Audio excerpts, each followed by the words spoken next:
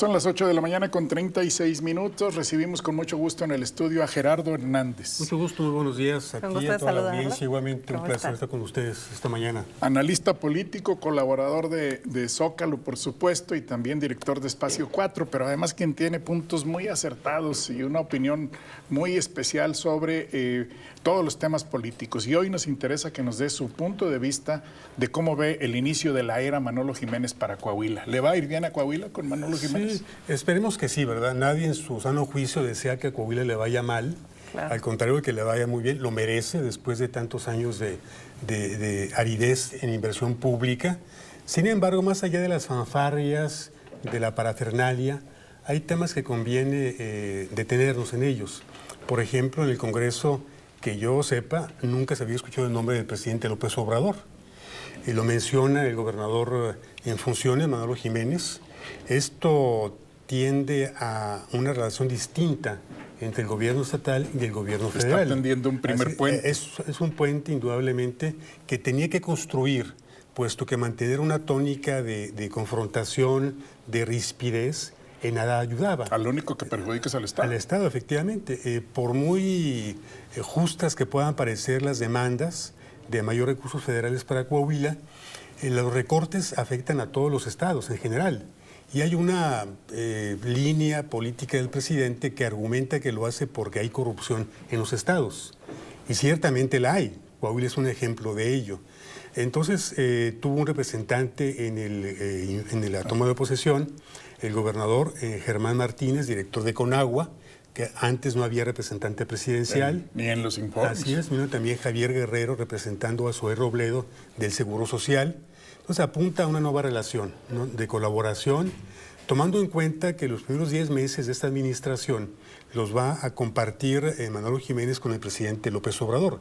De aquí a septiembre, que termine el gobierno federal, habrá una relación permanente entre el gobierno estatal y el federal. También está muy probable que sea presidenta de la República Claudia Sheinbaum, de acuerdo con las tendencias de las encuestas electorales, con la intención del voto, pero también con la percepción nacional. Sí, todo indica que vamos en ese camino. Hay una idea de que Xóchitl Gálvez no ha despuntado después de un inicio muy efusivo, efervescente en el país, se apagó. Se apagó porque finalmente están imperando en esa campaña, precampaña de Gálvez, los intereses partidistas del PRI, del PAN y del PRD. Entonces es una visión interesante la del gobernador en funciones ya con respecto al gobierno federal. Parte esta administración de una situación distinta con respecto al 17. En 17 teníamos un estado en ebullición constante, un estado partido prácticamente en dos mitades por la elección tan cerrada entre Miguel Riquelme y Guillermo Anaya, una diferencia porcentual de 2.5 puntos escasamente. Vimos manifestaciones en Coahuila, en Saltillo, en Monclova, en Torreón, como nunca antes las había visto yo, particularmente en Saltillo, demandando la anulación de las elecciones, el fin del Moreirato, cárcel incluso para quien endeudó a Coahuila. En este caso se parte desde una plataforma de tranquilidad política. Hay en términos generales un buen ambiente en el Estado con respecto a esta administración. Y lo cual incrementa mucho más el compromiso, ¿no? Por supuesto. Sí, por supuesto. Pues Manolo, justo esto, ¿no? Que gana de manera avasallante, ¿no? Sí, y también esta elección de Jiménez no se impugnó, como fue el caso de Humberto Moreira, que le impugna a Jorge Cermeño, como fue el caso también de Rubén Moreira, que le impugna a Guillermo Anaya, y de Riquelme, que le impugna también a Acción Nacional y Guillermo Anaya. Entonces, esto le da de inicio tranquilidad al gobierno, un gabinete mayoritariamente de jóvenes. Sí, eso te iba a preguntar, ¿cómo viste la conformación? Sin experiencia en las ramas en las que fueron nombrados. Esto tiene ventajas porque abre oportunidades a una nueva generación, pero también riesgos. Ningún gobernador empieza su gabinete y termina con el mismo gabinete. Hay modificaciones a través del tiempo, de los años, de los meses, conforme se acerquen elecciones también. Es un gabinete, los nombramientos que se dieron a conocer el sábado, 30, quitando 2 de carácter honorífico, quedan 12 mujeres, 16 varones.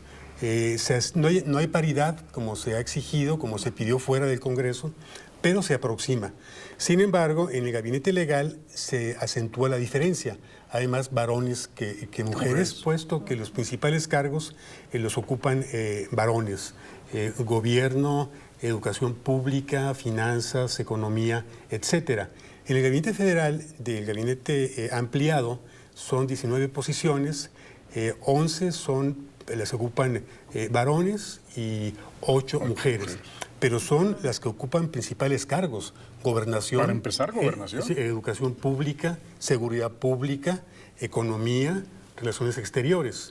Entonces, un gobernador que se declara gobernador de las mujeres, pues también tiene que predicar con el ejemplo y darle mayor presencia a la mujer en el gabinete en posiciones relevantes, ¿verdad? Claro. Con esta falta de experiencia de la cual usted se refiere a este nuevo gabinete que fue nombrado apenas el fin de semana, ¿qué tanto puede costar la curva de aprendizaje? ¿Cuánto tiempo y qué implicaciones veríamos? Sí, ha pasado, como decía al principio, ya la euforia de la toma de posesión, de los discursos, y ahora viene la realidad. Es un choque fuerte de un gabinete joven con un Estado que tiene muchas potencialidades, que tiene un grado de desarrollo muy importante, pero también múltiples problemas. Hay un rezago significativo en infraestructura. Claro. Coahuila ha pagado en 13 años, que comprende el último año de la administración de Rubén Moreira, la de Miguel Riquelme, todo el sexenio de Rubén Moreira, el último año de Humberto Moreira, pagó Coahuila 63,000 millones de pesos. Por concepto del servicio de la deuda pública. La mayor parte fueron a intereses. El presupuesto de este año, que es de 64,000 millones de pesos, destina casi el 11% a deuda pública, que son 6,700 millones de pesos. No hay Estado que soporte una sangría tan importante de recursos y se afecta directamente a la infraestructura, se afectan los servicios públicos, que es una realidad que deberá afrontar el nuevo gobierno.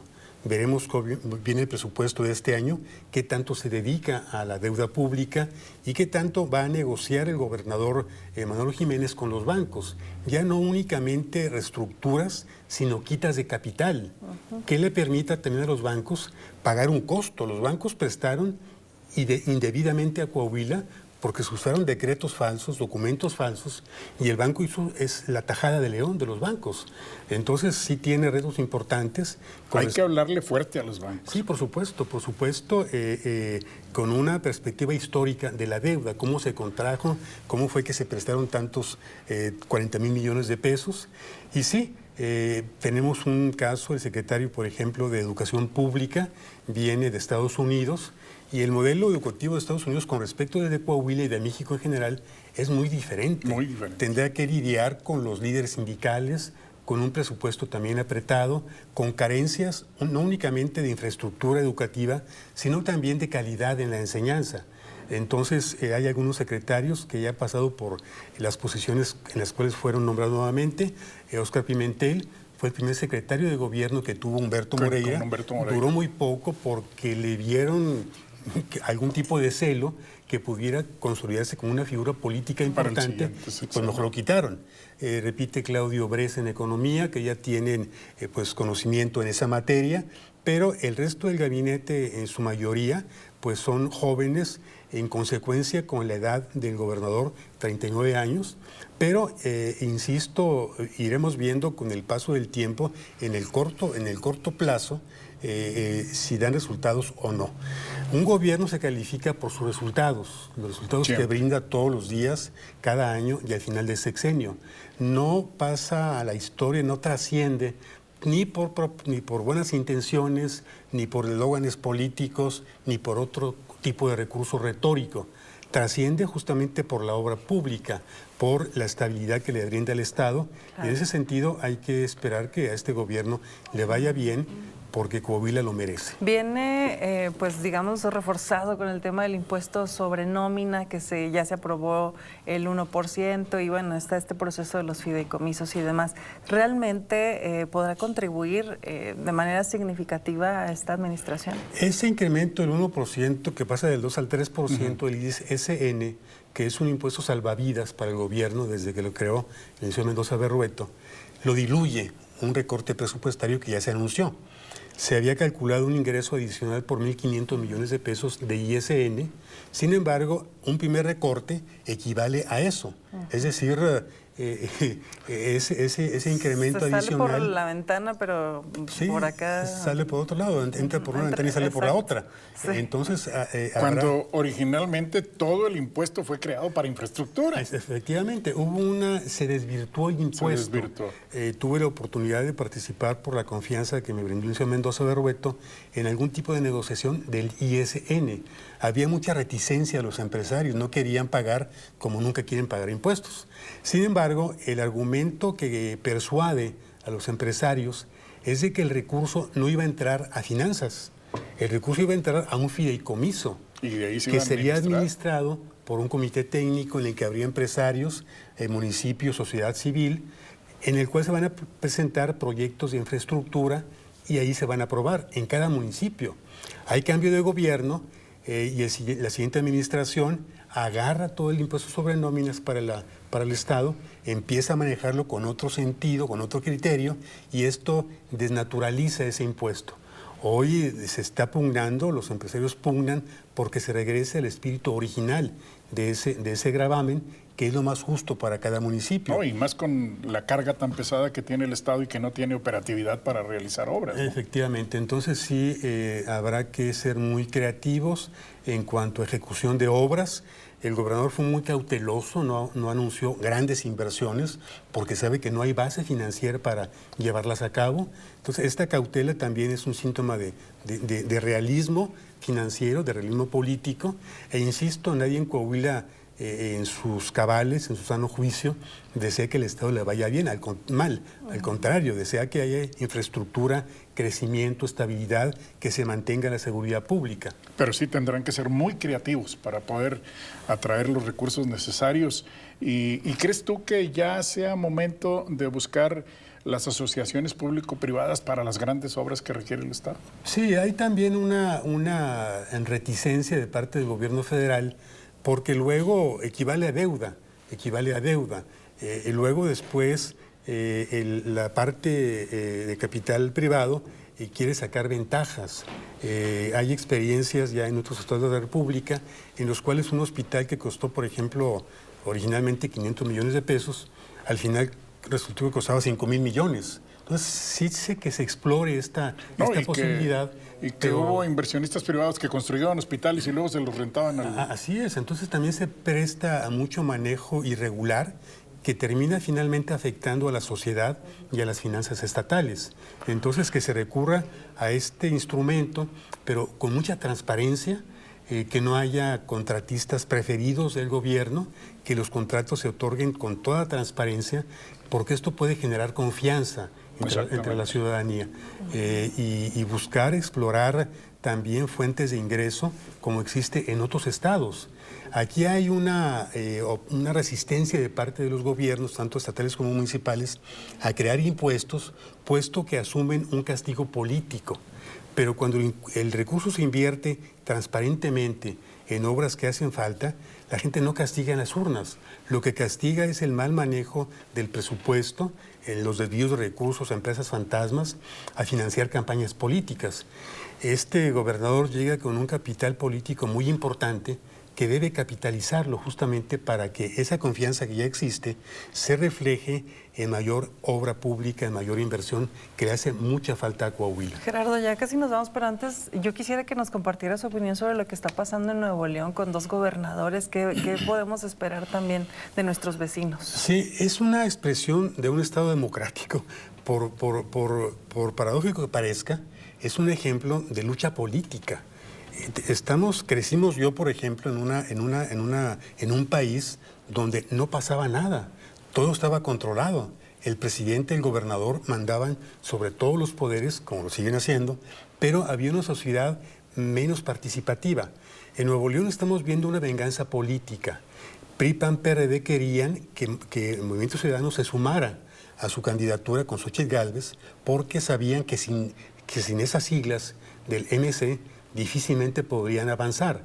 Entonces se postula Samuel García, hay una reacción del PRI-PAN que controlan el Congreso local, imponen un gobernador interino, cuando la base que lleva a Samuel García es de Movimiento Ciudadano. Exactamente. Efectivamente, la Constitución establece que el Congreso determina al gobernador. Es su facultad. Sin embargo, habría que tomar en cuenta el origen del gobernador que está pidiendo licencia. Pero, insisto, es una rebatiña política en Nuevo León y es en el fondo una venganza porque el Movimiento Ciudadano no se sumó a sus siglas, pero finalmente va a ser mayor el costo que paguen PRI, PAN y PRD por esa maniobra. Esa maniobra que se les va a revertir. Por supuesto, porque están evidenciando el temor que tienen de perder con mayor amplitud, con mayor margen la presidencia de la República. No se va a quedar cruzado de brazos Dante Delgado ni la dirigencia del Movimiento Ciudadano. Van a reaccionar no sumándose a PRI, PAN, PRD, ni mucho menos, al contrario. Va a ser una reacción tan contundente que en lugar de obtener un beneficio PRI, PAN, PRD, va a ser un perjuicio grave para ellos y para su candidata. Pues excelente punto de vista, viendo. Como siempre. Muchísimas gracias, Gerardo. Muchas gracias, Gerardo. Contigo despedimos, ya se nos acabó el tiempo y espero que usted haya disfrutado este análisis como yo lo hice, porque qué mejor que Gerardo Hernández para desmenuzar todo el tema político con su gran experiencia. Ya nos vamos, nos vemos mañana en punto de las 7 de la mañana. Usted, como Gerardo Hernández, trabaja este día para hacer de su nombre una marca. Muchas gracias. Hasta mañana.